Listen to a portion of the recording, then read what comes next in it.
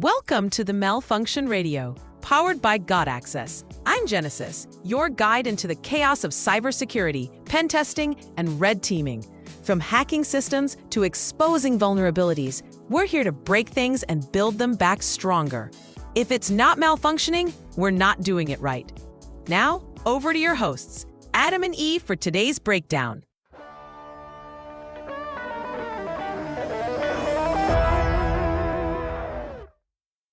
Welcome, curious minds, to another fascinating deep dive.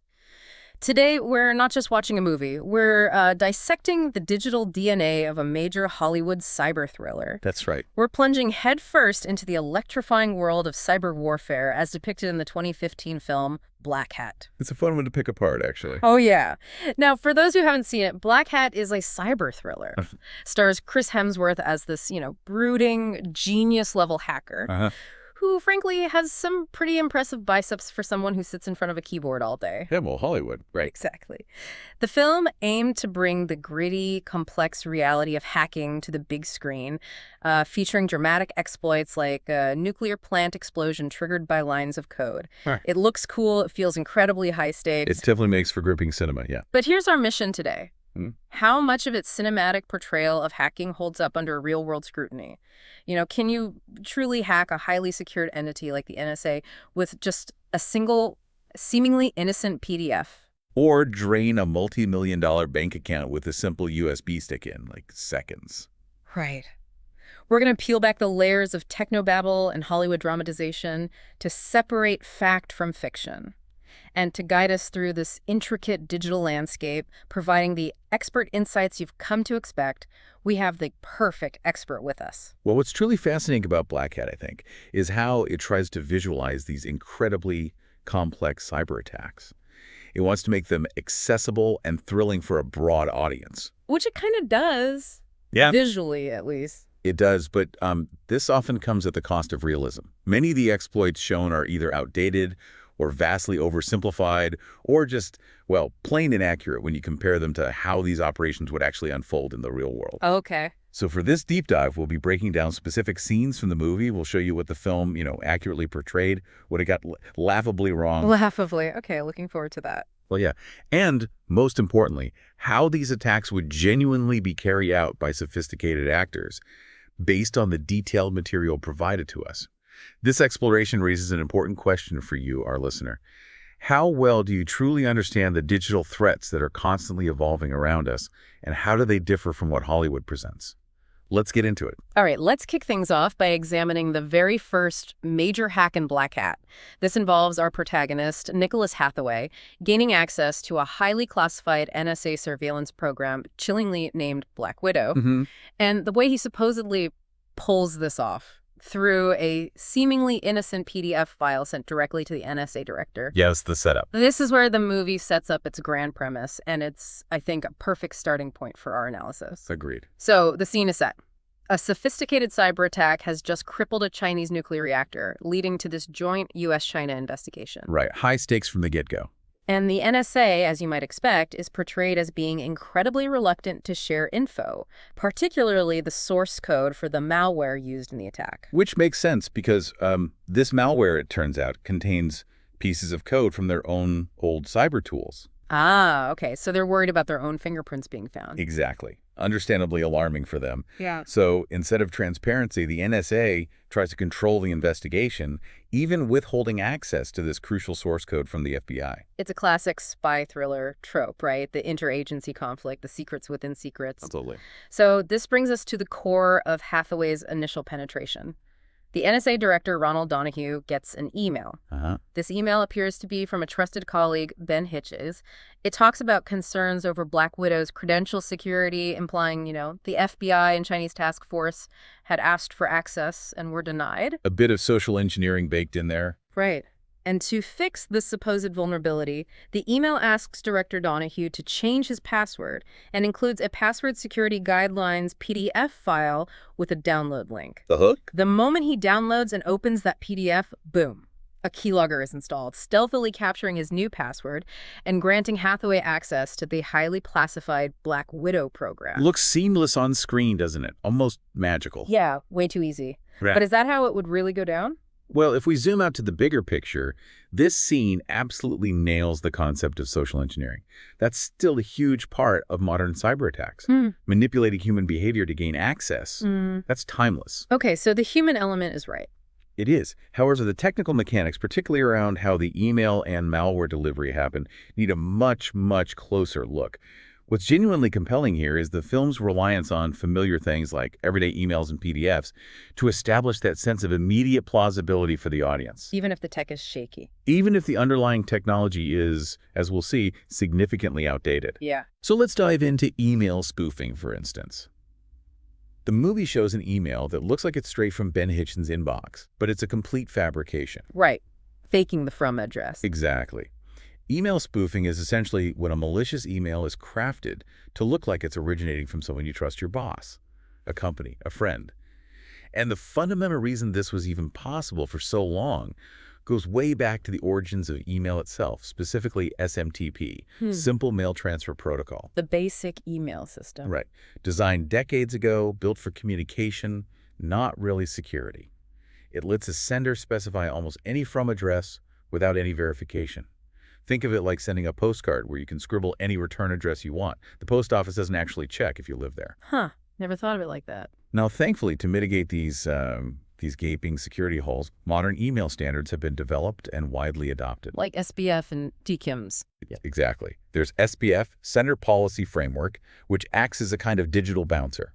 It checks if the sender's IP address is actually authorized to send email for that specific domain. Okay.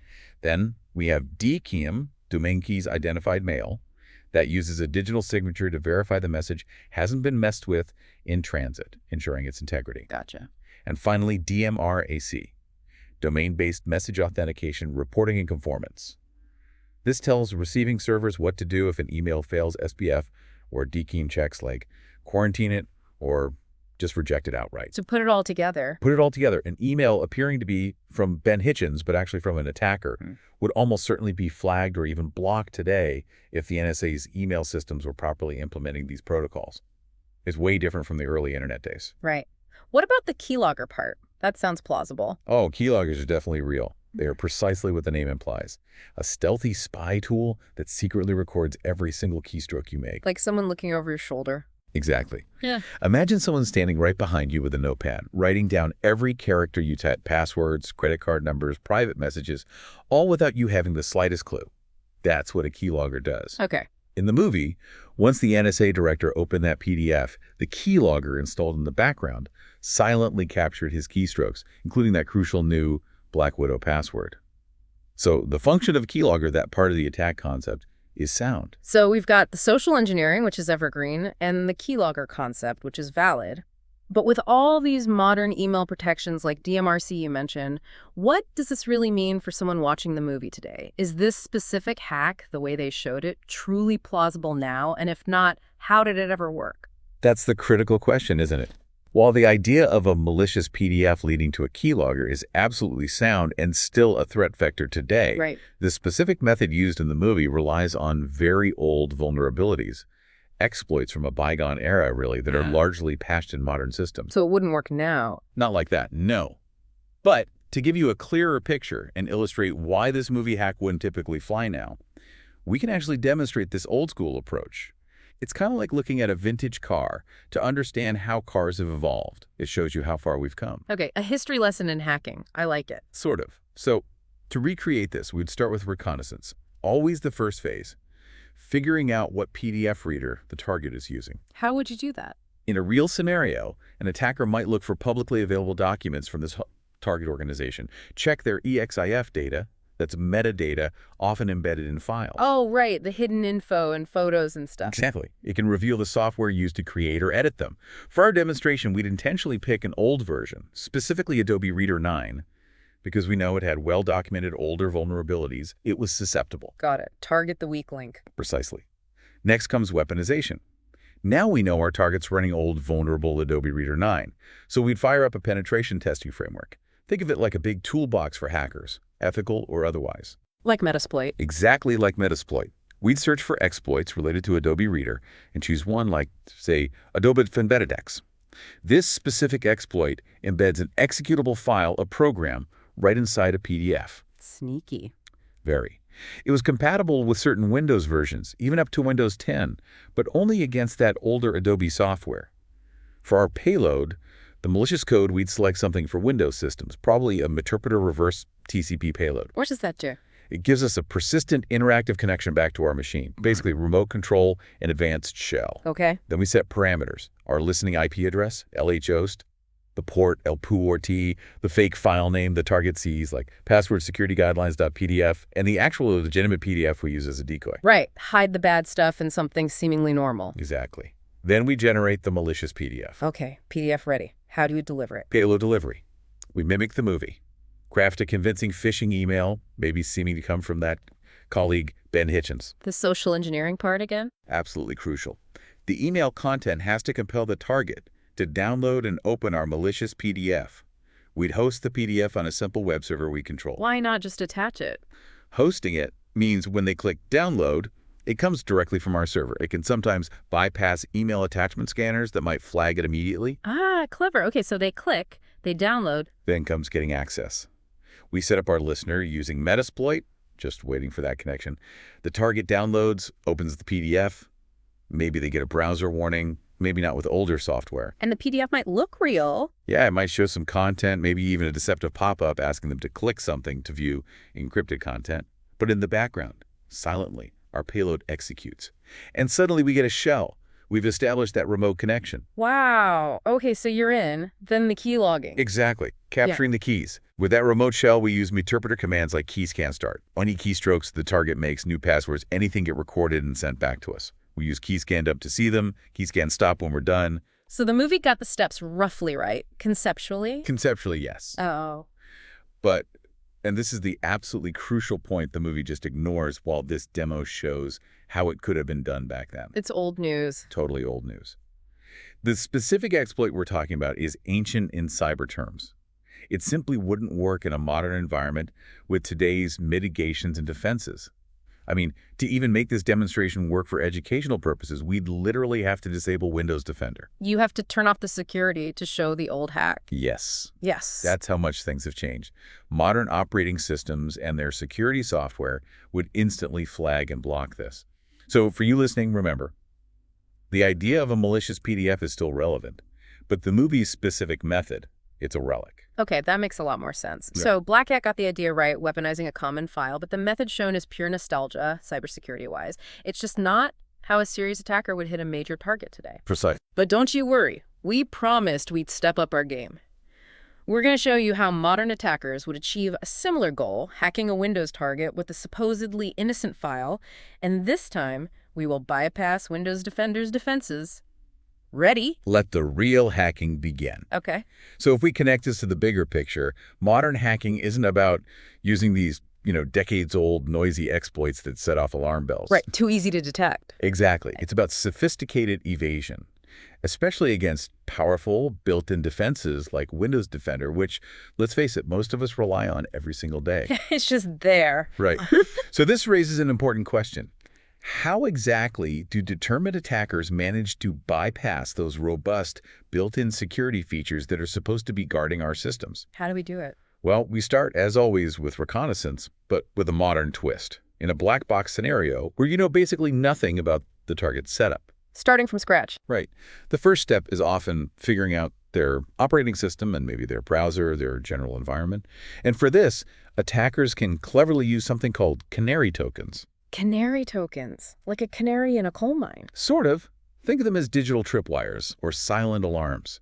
You plant them discreetly, maybe a hidden link in a document, fake login credentials, other digital breadcrumbs. Okay.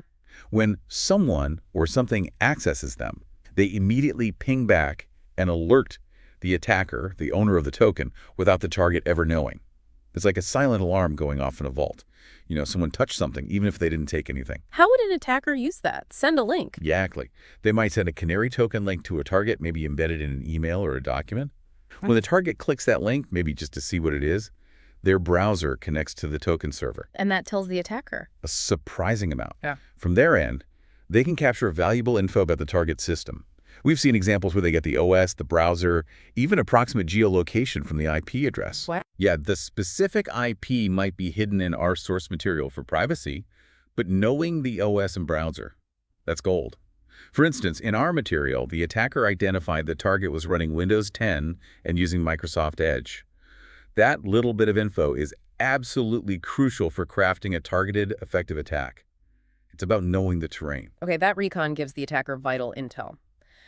So once they know what they're up against, Windows 10, Edge, maybe other software, how do they build something that slips past those digital gatekeepers, especially Windows Defender? This sounds like the tricky part. It is. This is where the artistry or maybe the dark art of modern payload development comes in. So developing the payload, the stealthy weapon, the main challenge, and it's a big one, is that Windows Defender, by default, will instantly nuke most standard Metasploit payloads. It recognizes their signatures. It knows what they look like. Exactly. It's like trying to sneak a known fugitive past airport security. So the first critical step is creating custom shellcode. Shellcode, that's the raw malicious instructions, right? Pretty much. A small piece of machine-level code, binary instructions, designed to gain control. Its purpose is usually to spawn a shell, a command prompt, giving the attacker remote control, or maybe to download more malware. Okay. Attackers use tools like NSvenom to generate this. For modern attacks on 64-bit Windows, they might generate a Windows 64-meter reverse TTPS payload. Why HTTPS? For stealth, it makes the payload's communication back to the attacker look like normal encrypted web traffic. Much harder for network defenses to spot than, say, plain TCP. This raw malicious code is then saved, maybe as payload.bin. Okay, so you have the raw code, but Defender still knows it, right? Potentially, yes. So the next step is obfuscation, hiding it, often using simple encryption, like XOR. XOR. Isn't that pretty basic encryption? It is, but it's fast and effective for this purpose. It uses a secret key to scramble the shellcode's bits. The goal isn't unbreakable encryption, it's just to change the shellcode signature so antivirus doesn't recognize it. Disguise it. Exactly. And the clever part is the loader program we'll make next will decrypt this in memory just before running it. So the malicious code never sits unencrypted on the disk for Defender to scan easily. Only exists fleetingly in memory. Right. A simple script, maybe Python, takes the raw payload.bin and a key, let's say the key is Blackhat, and spits out the XOR encrypted shellcode, maybe in hex format, ready to be embedded in our loader. Okay, so the code is hidden. Now the loader. The loader is the executor. It's a program, often custom written in C++ band, whose whole job is to take that encrypted shellcode and run it directly in memory. How does that work technically? Well, the loader program stores the XOR encrypted shellcode, maybe as a big array of bytes, and it also has the secret key, Blackhat, embedded in it.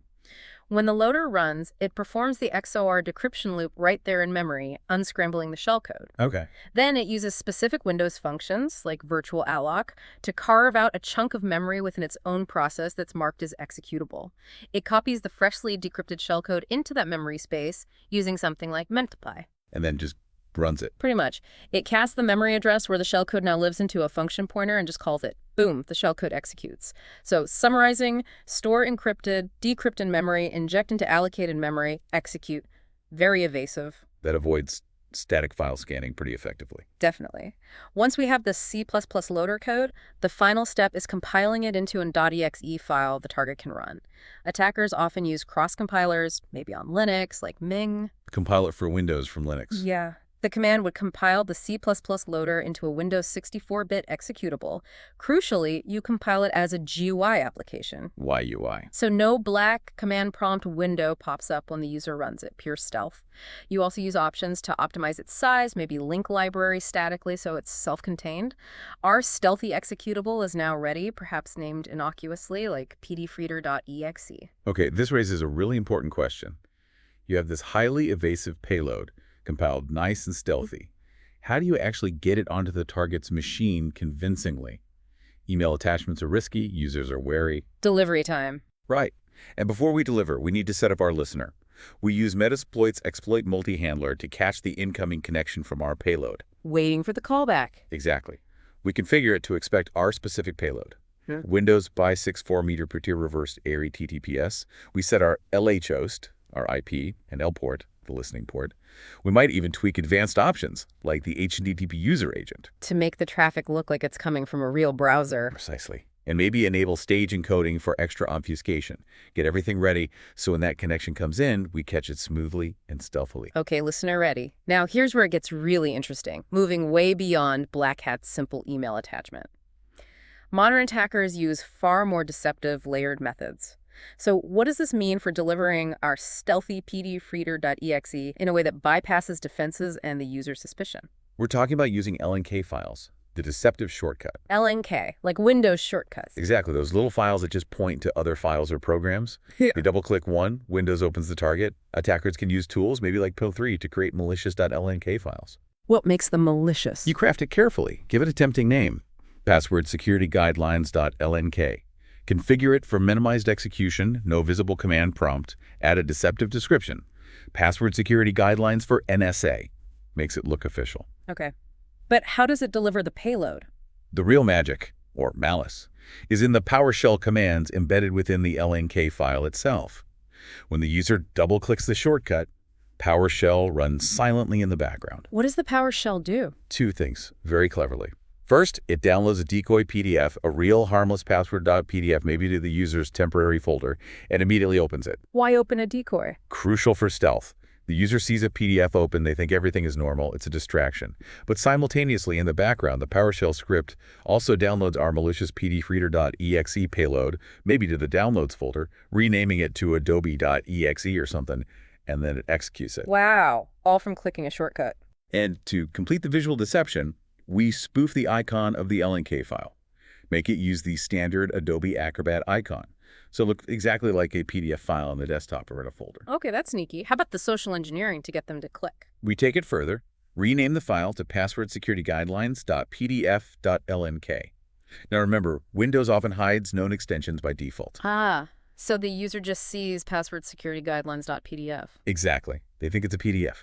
Then package this malicious LNK file inside a zip file, call it NSA passwordguidelines.zip, and maybe even password protect the zip with something simple like 1234. Why password protect it? Ironically, it reinforces the idea of security and importance. Ooh, it's password protected, must be sensitive. It lowers suspicion, strengthens the social engineering. For delivery, we could host the zip on a simple web server for a demo, but real attackers might use Google Drive, Dropbox, whatever looks legitimate. Okay, that whole chain is elaborate. It is. And it raises that absolutely critical question.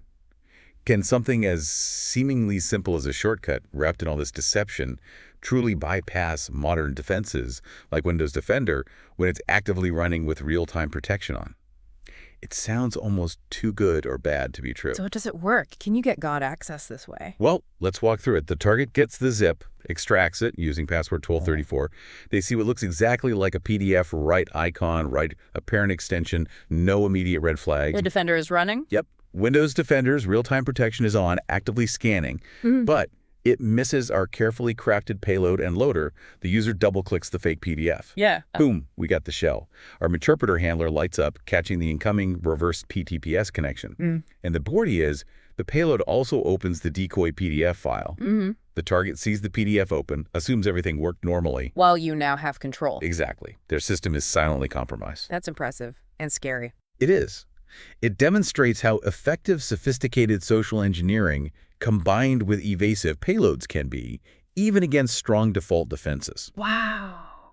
Now, while this technique is remarkably effective for a demo, I always got to think OPSE, operational security. Meaning? Well, spawning a new process, pdfreeder.exe or adobe.exe works, but it does create a new process that advanced detection systems might eventually notice. For even greater stealth, a really sophisticated attacker might try to inject the shellcode directly into an existing legitimate Windows process. Like what? Like explorer.exe, the Windows shell itself, or usage.ap, the browser. Hiding inside a trusted process makes detection much, much harder. But that's maybe a deeper dive for another time. Process injection is a whole other level. Fascinating stuff. Okay, let's unpack the next major set piece from Blackhat, the Big Bank heist. Hathaway orchestrating the theft of over $73 million from an Indonesian bank, Sentra Agadas. Yes, the USB sticky magic trick. Exactly. The movie makes it look almost ridiculously easy, achieved with just one quick action at the reception desk. This is where Hollywood's dramatic license really takes flight, doesn't it? Oh, absolutely. It provides a fantastic contrast for us to explore the reality versus the fiction. So in the scene, the character Chen Lin goes to the bank reception.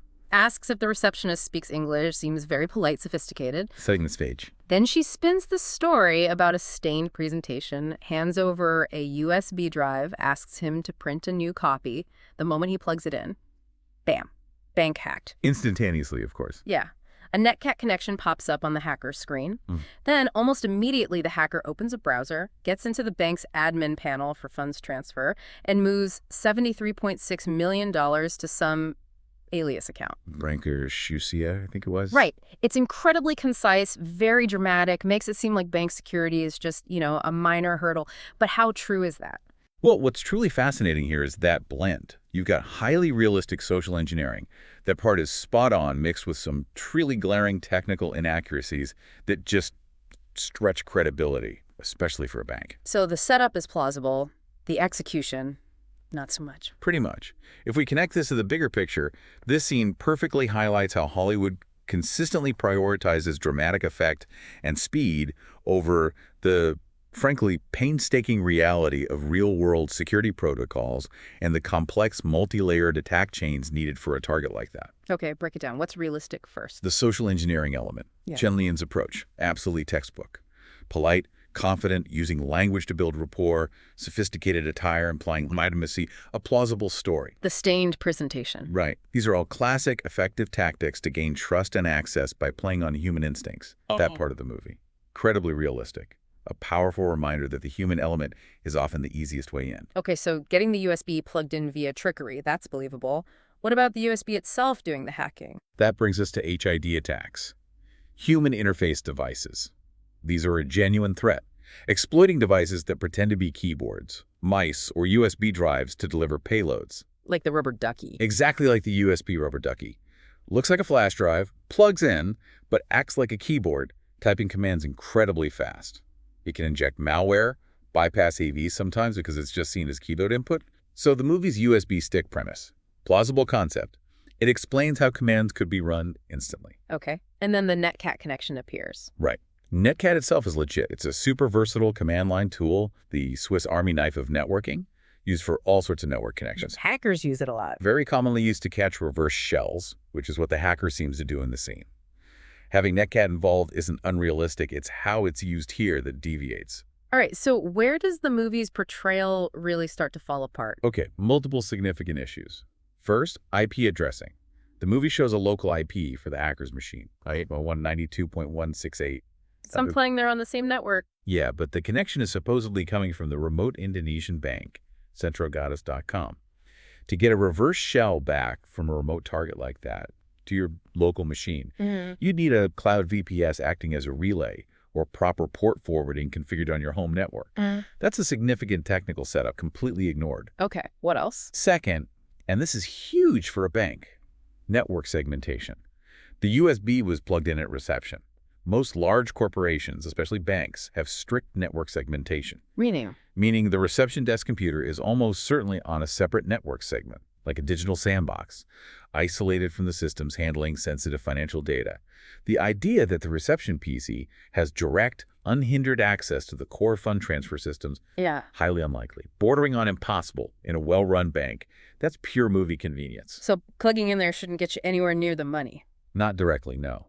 Third, another classic movie trope, getting a graphical interface from a Netcat shell. Right, he opens a browser window on his screen. Exactly. He types browser.exe or whatever and gets the bank's admin panel GUI on his machine. But Netcat is command line only. If you run browser.exe from a Netcat shell, the browser opens on the target machine, the bank's reception PC. Oh, not on the hacker screen. Nope. To get that graphical interface on the hacker's machine, like in the movie, the attacker would need to enable and use RDP, Remote Desktop Protocol, on the target system. That's a whole complex step completely skipped. Okay, RDP needed. What else is wrong? Finally, the glaring issues around admin access and security triggers.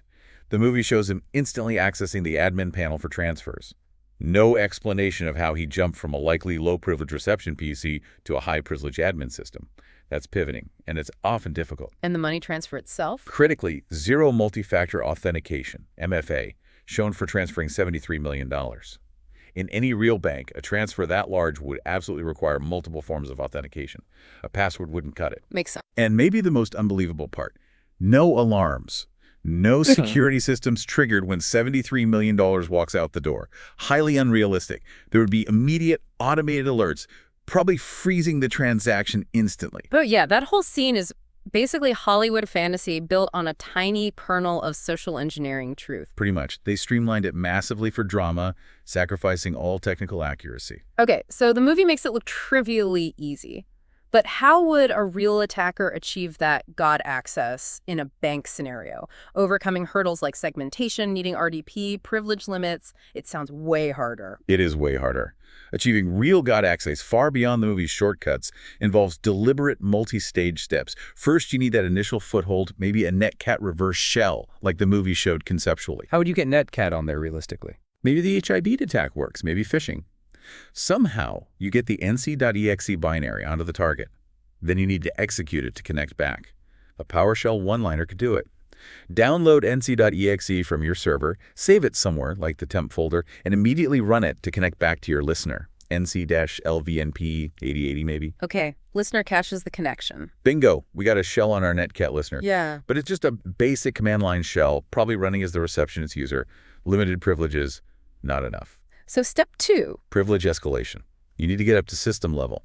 That NT authority system account is the most powerful on Windows, more powerful than any admin. You need it to enable RDP, control services, access everything. How do you escalate? Attackers use tools, often even legitimate admin tools misused. PSExec from Microsoft's own SICE internal suite is a classic. It lets you run processes remotely, including a system. So you'd upload PSExec. Exactly. Get psexx64.exe onto the target machine using your initial shell. Set up another netcat listener on a different port, say 6666. Then use psegray from your first shell to launch a new netcat connection back to port 6666, but tell psgeg to run it as system, psegray64.exe, ncsdse, urip 6666 ccmd. And the second listener gets a system shell. Bingo. We have successfully elevated our shell from a local user admin to system. Now we have real power on that machine. Okay, system access achieved. Still no GUI, though. Right. Now we enable RDP, Remote Desktop Protocol. This is what the movie should have shown. We use our system shell to modify the Windows registry. There's a specific key, HKLM System Control Terminal Server, where we change a value, FDNICS connections, to 0 to allow RDP. So you flip a switch in the registry. Pretty much, with system rights. Yep. Then, just as important, add a firewall rule to allow traffic on the RDP port, TCP 3389, netch firewall add rule. Allow connections in. Exactly. Once that's done, the attacker uses a standard RDP client on their own machine, like Remina on Linux or mstse.exe on Windows, to connect to the target's IP address. Do they need a password? Yes. They'd likely need to have dumped the user's password hash earlier using their system shell and cracked it offline with tools like Mimikatz or Hashcat, assuming they have the password. They log in via RDP. They log in, and mission passed. The attacker now has full visual control of the target's desktop. Now they can open the browser, navigate internal sites, attempt transfers behaving like the movie showed, but only after completing all these necessary, realistic, complex steps. It really highlights how far removed Hollywood is from real bank security operations. Wow, that's a lot more involved than plugging in a USB stick. Just a bit. So what does this all mean for you, our listener? We've seen how Hollywood takes huge creative liberties, sometimes for drama, sometimes maybe because explaining the real tech is just harder to film. Or maybe less exciting to watch for some. Yeah. But we've also demonstrated how real-world hacking can be just as sophisticated, maybe even more so, than what we see on screen. It's not always flashing lights and green code scrolling fast. It's meticulous recon, cunning social engineering, and deep, often subtle technical know-how. What stands out to you from this deep dive into Blackhat and the reality of cyber exploitation? Well, if we connect this to the bigger picture, Blackhat might have nailed the aesthetics of cyber warfare. The mood, the tension, the visuals are cool, but when it comes to actual offensive operations, the reality is far more grounded, far more layered, and yes, far more technical. Less magic, more method. Exactly. From weaponized PDS specifically designed to bypass modern defenses, not just old ones, to custom shellcode loaders operating purely in memory, and complex post-exploitation like privilege escalation and getting RDP running over encrypted channels. This breakdown really shows how movie magic glosses over the true art and the sheer effort of real exploitation. So summarizing the key differences for everyone listening. Okay. Old vulnerabilities, like that specific Adobe exploit, mostly patched, basically obsolete for serious targets. the movie's first hack wouldn't work. Modern attacks, like our Defender bypass demo, they focus heavily on stealth, obfuscation, bypassing the latest active defenses. It's an arms race. And the bank hack. And complex operations like a multi-million-dollar bank heist are never a single USB plug-in event. They involve multiple sophisticated steps, getting a foothold, privilege escalation, enabling RDP, navigating segmented networks, and crucially, bypassing MFA things the movie just waved away. Okay. So what's the relevance for our listener in their everyday digital life? It highlights the absolute importance of understanding social engineering. That is still the critical entry point for so many attacks. Remember, people, not just tech, are often the weakest link. Be suspicious. Be aware. It also emphasizes that while strong defenses DMRC for email, keeping software updated using tools like Defender are crucial, attackers are constantly evolving. They find new ways. So critical thinking, pausing, and questioning suspicious files or links, that's invaluable. Don't just click. Please don't just click. Got it. And this, I think, raises an important, maybe even a provocative final thought for you to consider. If sophisticated attackers can achieve God access with these subtle, layered techniques we discussed today, what everyday online actions might you be taking that unwittingly expose you to risk, even if you think your systems are pretty secure? And how can you apply this realistic understanding of cyber exploitation, moving beyond the movie hype, to better protect your own digital life? That's a fantastic thought to leave everyone with. Truly something to mull over as we all navigate our digital world. We hope this deep dive into Blackhat has given you a clearer, more realistic picture of what it really takes to hack the seemingly unhackable and how real-world cyber operations unfold in all their intricate, often unseen complexity. Stay safe out there. Indeed. Until next time, keep your payloads tight, your command and control hidden, and your access godlike.